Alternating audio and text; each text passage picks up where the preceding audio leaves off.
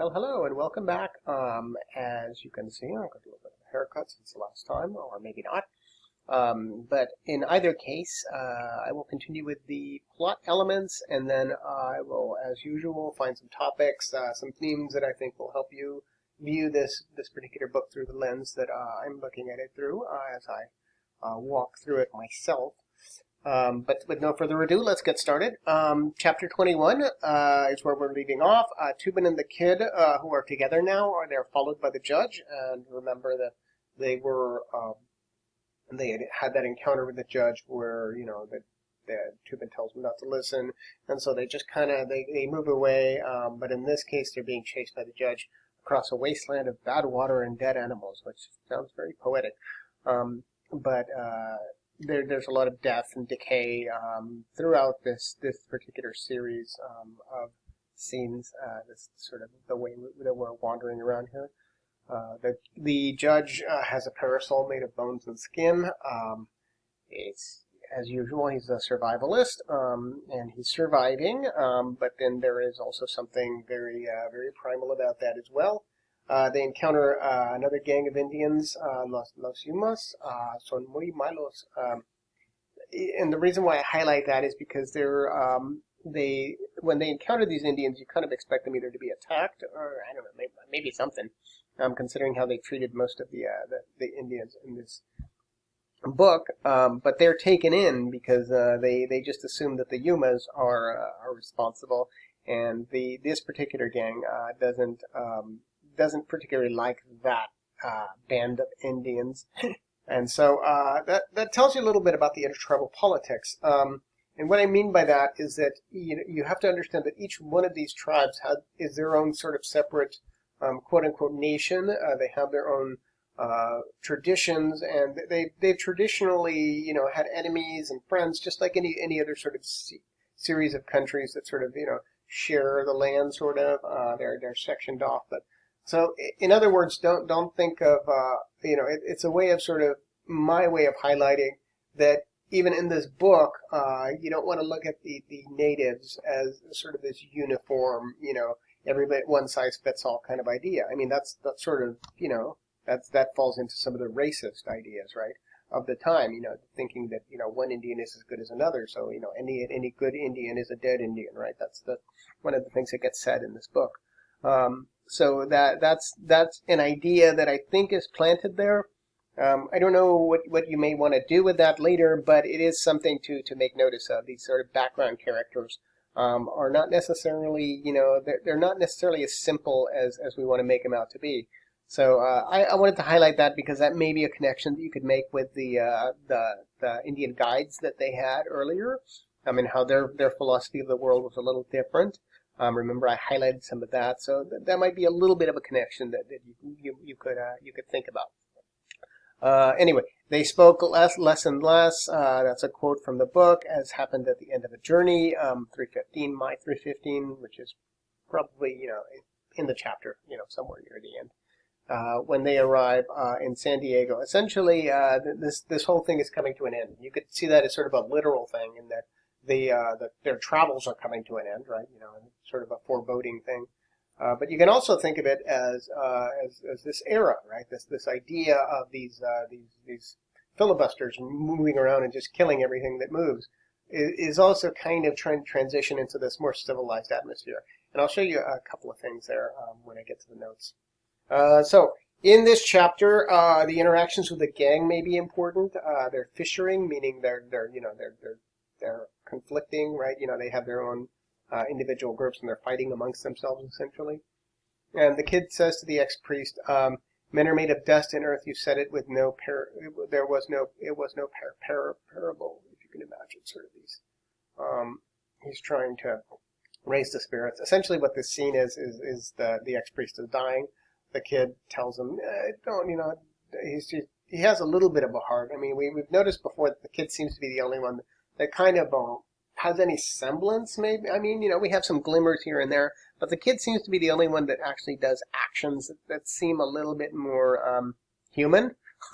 And this is one of those moments, as Glanton is dying. he kind of tries to raise the spirits a little bit. He's like, don't worry about it. You're dying, but remember, men are made of dust and earth. You're returning to the earth, right? And then he stumbles over that parable. Like, is that what you meant? Meaning that he doesn't really still understand really what's going on in the grand scheme of things, but this seems to be something that's important to the ex-priest, right? The idea of a parable, and you can connect that to that a discussion question that I may have given you before about sort of how the Black Jackson and White Jackson, that particular chapter gets set up as a parable, meaning it leads us to understand that there might be some meaning here, but, ultimately sort of the meaning relies on sort of how you're reading it, like I've said before, that fatalism versus nihilism, maybe a third way too. I'll leave that to you. But the judge does eventually talk to the kid. He tells him, you're not the heart of a common assassin. You alone reserved your soul for some corner of clemency for the heathen. Meaning, one of the things that the kid, brings up is like, okay, why didn't you kill me? And I don't remember if it's the kid or the judge that brings it up, but at some point the conversation turns, right? That the judge says, I didn't kill you.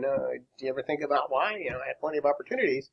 And, the kid just kind of shrugs because he's not really, he's not necessarily a deep thinker as far as we know. He's still the kid, right? We still don't even know his real name for the most part. And so, the judge tells him, you're different. And I think I don't know if he's entirely telling the truth on that. I think he's just sort of, I think in some ways the kid was just sort of this plaything. But there may be something to that. So, the judge is suggesting that there's sort of a deeper element here at work, with this sort of whole fatalism idea, this whole, things work themselves out. But anyway, moving on, another little point that I wanted to bring up is, there's a particular irony that I wanted to highlight. That when they do encounter those Yumas, well, not the Yumas, but when they encounter those Indians and they take them in, that they would have died if the Indians had not found them. Of course, they're being chased by Indians. So if you look at the natives from the perspective of the Glanton gang or filibusters or even the settlers, right, the white settlers, there seems to be a contradiction there, right? Because the people that saved them sometimes are the people that wanted to kill them. And if you just see this as sort of a uniform entity, that would be confusing, right? But if you're not, entirely racist, you kind of understand that these are different people with different tribes and different traditions. So I wanted to highlight a quote here that there's a recognition, at least by the narrator, of that irony in terms of how the white settlers would view things. And the Guenos, I think that's the name. That's the name of the tribe that takes them in. And there's a sort of moment where the narrator goes into their mental state. They knew nothing except some savage pursuit could drive men to such plight. And there's another example of they're anticipating a doomed future. So in other words, they take these settlers in, or these filibusters, who they don't know who they are, but it's just sort of a human thing to take them in and take care of them. That something has driven them mad. It's like, I don't know where they're coming from. I don't know what happened here, but this sort of bloodlust is sort of driving all these white people crazy. Essentially, is what they're saying.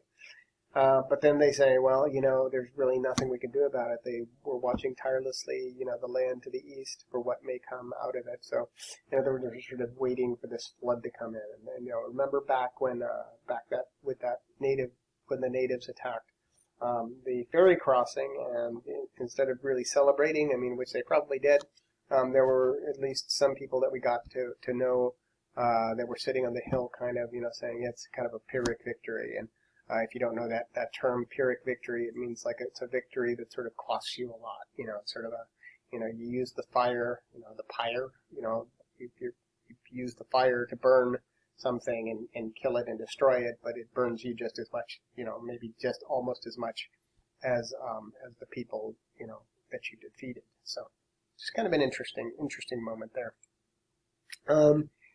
Chapter 21 notes, in San Diego there is a lot of symbolism that's going around, which I won't necessarily hold you responsible for, but, there's a dead seal that they encounter. It's the first sort of creature that we notice. Death hasn't escaped. We're in a new landscape, but things are, kind of very similar, in other words, that whole idea of nature, at war with itself, So the landscape does change. I mean, there is sort of a difference, and it's sort of surprising. It pops out. It popped out at me at least that we moved from sort of this desolate desert to this ocean, but yet there's still, the sea's black hide heaved in the cobbled starlight. Whales ferry their vast souls through the black and seamless sea, right? Really poetic language, but it kind of defines the same thing, right? Death and darkness. So we haven't really escaped any of that, right? And then there's a strange point of view shift at the end of the chapter, where I think we're seeing things through the eye of the horse. So it's an interesting, curious note. So if you want to be consistent with, if you're investigating sort of where the narrator steps in or where the point of view changes, that would be a point of emphasis. But again, we may think about that a little bit more if we take this as part of other things. Okay, so real quick in terms of the plot, the kid is separated. He goes to the bar and is arrested. The judge visits him. He's assimilated now. He has shiny shoes and a coat. His mind had come unclouded with the acts of blood. That's the judge talking about the kid, meaning that, you gotta forgive him. He's just this desperate soul. And of course the judge is pretty bloody himself, but he fits in better, right, than the kid. The kid's kind of going a little insane at this point, or at least he's desperate and on death's bed. We find out some backstories from the gang. They encounter the judge and Tubin. He encounters the judge, like I said. They're released from jail. The doctor offers to operate, and a little pause there on Tubin. He's an ex-priest, and we find out that he was back east. He went to a divinity college, and so he actually is an ex-priest, not just a priest. And so what has changed? But anyway, the kid is released from jail. The doctor offers to operate, but the kid comes back drunk. Something about, he's like, hey, by the way, we have this ether that we can give you to put you under. You don't have to get drunk. This isn't like the Wild West. But the kid misunderstands. He thinks he's going to get operated, so he goes and gets drunk. That's what you do before you get operated on, right? So there's a clash there, right? That's an interesting little clash of civilizations. Eventually in June, and we do get a timestamp there, the kid moves to L.A. into a hostel and watches a public hanging. He imagines, I don't know, does he imagine it? Toadvine and Brown? I think it's left a little bit ambiguous. But maybe not. Read it as carefully as you would like. He sees that, he thinks he sees the fool, that naked little, freakish guy that the judge was taking with him. And he buys a necklace of ears, which probably tells us, that maybe Toadvine at least was one of those people being hanged. So it was, if you remember, he was the guy that wore a necklace of ears. So no wonder he didn't fit in and he's being hanged, right? So okay, they bounce from Fremont to Sacramento. Name check, how Sacramento and all over California, and there's lots of events. But one of the things maybe to note about the narrative is that these events are being very consolidated, meaning things are moving faster, right? So when things move faster in a narrative, more things are happening, right? And we don't pause as much. But when something pauses, that's sort of the author telling us to slow down. So when there's like 3 pages of describing a scene, one scene, that's basically the author telling us, okay, slow down, take a real close look at this. But when there's a lot of things happening and we're jumping around and there's a long time event, the author's telling us to hurry through. It's like, all this stuff is going on. Things are really flashing around. The kid tries to find some work, sort of. He acts as a guide for pilgrims, but then he leaves them. He just sort of takes their money and abandons them because he has no intention of actually working. He just kind of found a scam, basically. He encounters some penitents, and the penitents are the ones that sort of whip themselves because God, God tells them to punish themselves. So it's actually a historical thing. Penitents in the Middle Ages during the Black Death were very popular. They put on big shows, but I won't get too far into that. Later, he finds pilgrims and the penitents alike slaughtered. So a little poetic moment here, I guess, where the guy, he's basically guiding people, and he encountered the penitents, but in the end, they're all slaughtered together. So anyway, take a closer look at that if you would like. In the next video, I'm going to continue with some of the notes and some of the additional plot elements, and I'll talk about the ending. So stay tuned. Okay, thank you.